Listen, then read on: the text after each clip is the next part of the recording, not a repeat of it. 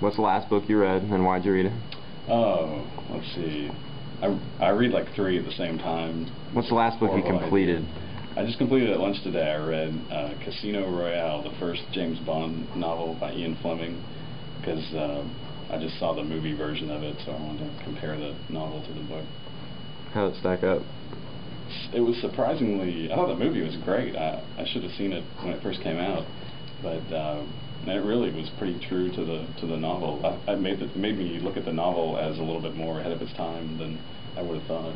I last read Comic Book Tattoo, which is basically Tori Amos songs, and they got a bunch of different authors and artists to illustrate their take on the song, kind of in like a comic.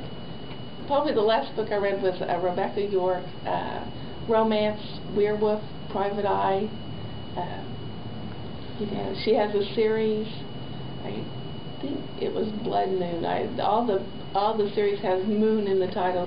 Why is reading so important to you?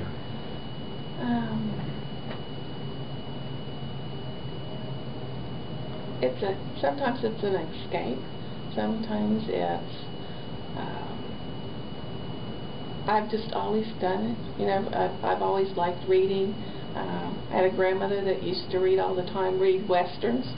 I mean, it wasn't like that if we were looking for, great literary works, but everybody was reading something. It doesn't seem like they'll ever run out of anything to read, or I don't ever get a headache, like if you're watching a movie. I've seen, early teenage kids in the library who have grown up in, not a lower socioeconomic neighborhood, and they don't have an opportunity to travel, or they wouldn't have the kind of experiences in their real life that they can read about in books. And I still feel like it makes my world bigger. Like, you learn about how other people's minds work and how other places in the world work. So I think that's hugely important. It makes everybody's mind bigger if they read books.